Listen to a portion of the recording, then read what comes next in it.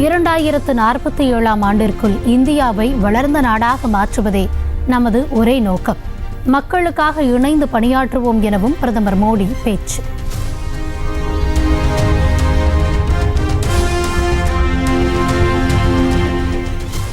அணுசக்தி, விண்வெளி உள்ளிட்ட இலாக்காக்களை தன்வசம் வைத்துள்ள பிரதமர் மோடி கொள்கை சார்ந்த முக்கியத்துவம் வாய்ந்த துறைகளை நேரடி கட்டுப்பாட்டில் வைத்திருக்க முடிவு.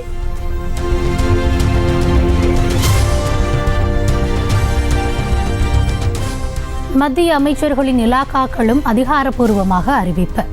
பாதுகாப்புத்துறை ராஜ்நாத் சிங்கிற்கும் உள்துறை அமித்ஷாவிற்கும் ஒதுக்கீடு.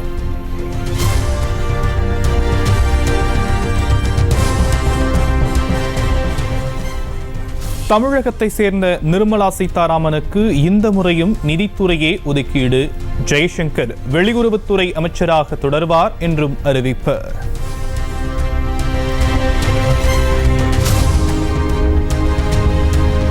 நிதின் கட்கரிக்கு இந்த முறையும் சாலை போக்குவரத்து மற்றும் நெடுஞ்சாலைத்துறை ஒதுக்கீடு. வர்த்தகத்துறை அமைச்சரானார் பியூஷ் கோயல்.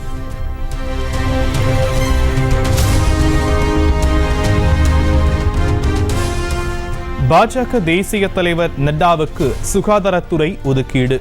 வேளாண் துறை அமைச்சராக மத்திய பிரதேச முன்னாள் முதலமைச்சர் சிவராஜ் சிங் சௌஹான் அறிவிப்பு.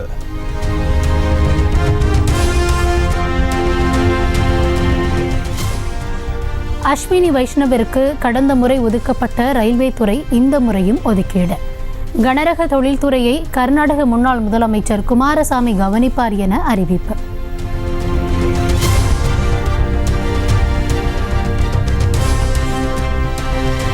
தமிழகத்தின் எல் முருகன் நாடாளுமன்ற விவகாரங்களுக்கான இணையமைச்சராக நியமனம். கலாச்சாரம் மற்றும் சுற்றுலாத்துறை இணையமைச்சரானார் கேரளாவின் முதல் எம்பியான சுரேஷ் கோபி.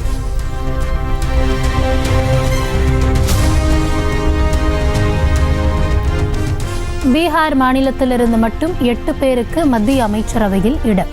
பிரதமர் மோடி ஆட்சியமைக்க முக்கிய பங்கு வகித்ததால் முன்னுரிமை.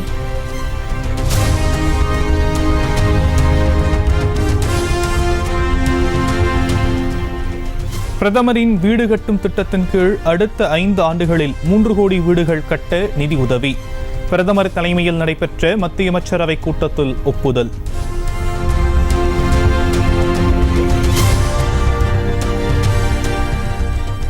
மாநிலங்களுக்கான வரி பகிர்வாக 1,39,750 கோடி ரூபாய் ஒதுக்கீடு. தமிழகத்திற்கு 5,700 கோடி ரூபாயை ஒதுக்கியது மத்திய அரசு.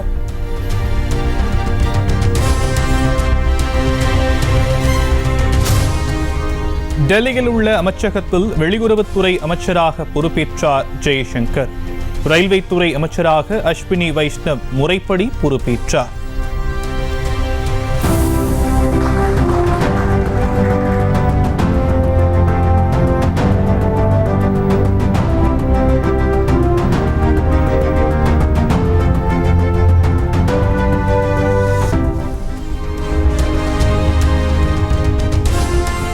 பிரியங்கா காந்தியுடன் இன்று ரேபரேலி தொகுதிக்கு செல்கிறார் ராகுல் காந்தி. பிரம்மாண்ட வெற்றியை பரிசளித்த வாக்காளர்களை சந்தித்து நன்றி தெரிவிக்கிறார்.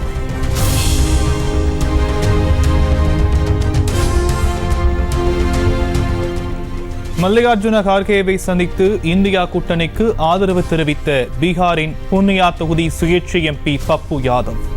ஆதரவு மக்களவை உறுப்பினர்களின் எண்ணிக்கை 235ஆக அதிகரிப்பு.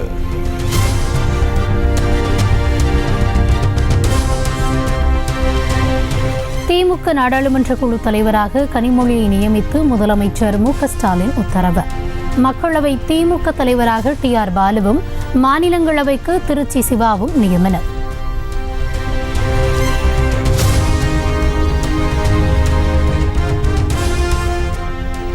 தமிழகத்தில் வரும் 14ஆம் தேதி வரை அதிகபட்ச வெப்பநிலை 3 டிகிரி செல்சியஸ் வரை உயரக்கூடும். சென்னை வானிலை ஆய்வு மையம் எச்சரிக்கை.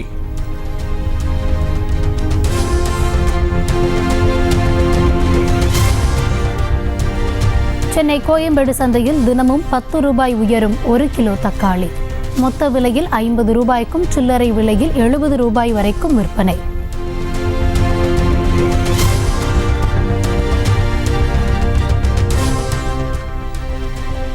சென்னையில் பெரிய வெங்காயம் 1 கிலோ சில்லறை விலையில் 70 ரூபாய் வரை விற்கப்படுகிறது. வரத்து குறைவால் வரும் நாட்களில் மேலும் விலை உயரும் சூழல்.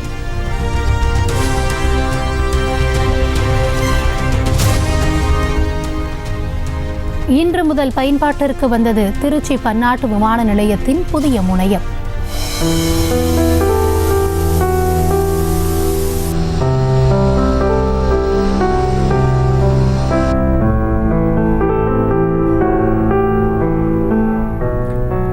வருகை 44 புறப்பாடு என மொத்தம் 104 நுழைவு கவுண்டர்களுடன் வடிவமைப்பு.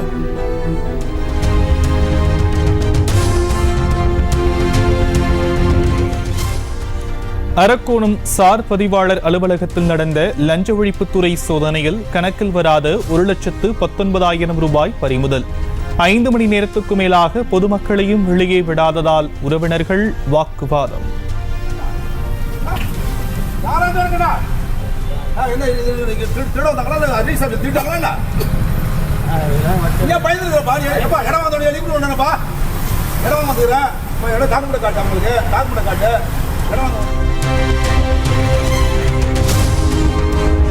திருப்பத்தூர் மாவட்டம் வாணியம்பாடி சார் பதிவாளர் அலுவலகத்தில் லஞ்ச ஒழிப்புத்துறையினர் விடிய விடிய சோதனை. கணக்கில் வராத 60,000 ரூபாய் பணத்தை எடுத்துச் சென்றனர்.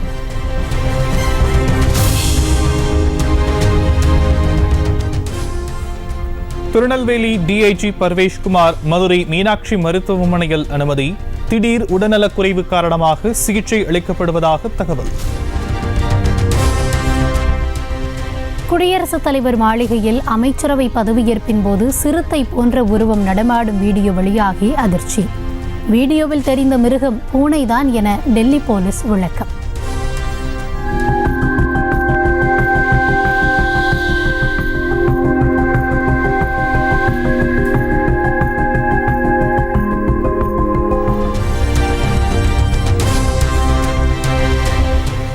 ஜம்மு காஷ்மீரில் பயங்கரவாதிகள் தாக்குதல் நடத்த ரீசி பகுதியில் என்ஐஏ அதிகாரிகள் ஆய்வு.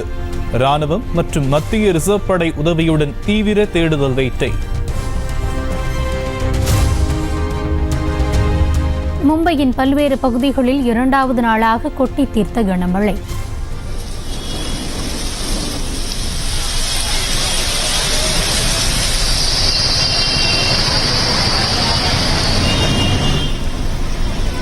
பகல் நேரத்தில் வாட்டி வதைத்த வெப்பம் தணிந்ததால் மக்கள் மகிழ்ச்சி. T20 உலகக்கோப்பை லீக் ஆட்டத்தில் தென்னாப்பிரிக்கா அணி த்ரில் வெற்றி.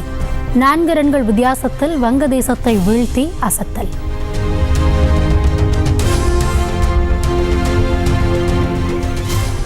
இந்தியா பாகிஸ்தான் இடையேயான உலகக்கோப்பை கிரிக்கெட் போட்டியை நேரில் கண்டுகளித்த மைக்ரோசாப்ட் CEO சத்யா நாதல்லா. தொழிலதிபர் கௌரவ் ஜெயினுடன் இந்திய ஜெர்சியை அணிந்து எடுத்த புகைப்படம் வெளியானது.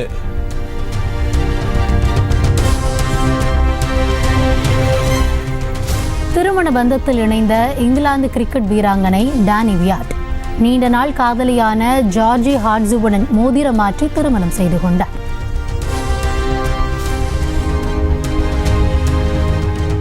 வடலூர் வள்ளலார் சத்தியஞான சபையில் வைகாசி மாத ஜோதி தரிசனத்தை காண குவிந்த பக்தர்கள்.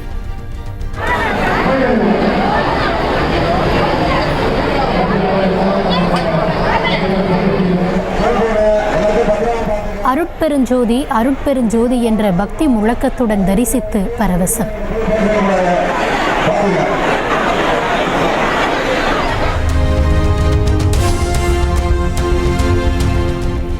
மதுரை சோழவந்தான் ஜனகை மாரியம்மன் கோயிலில் வைகாசி திருவிழா.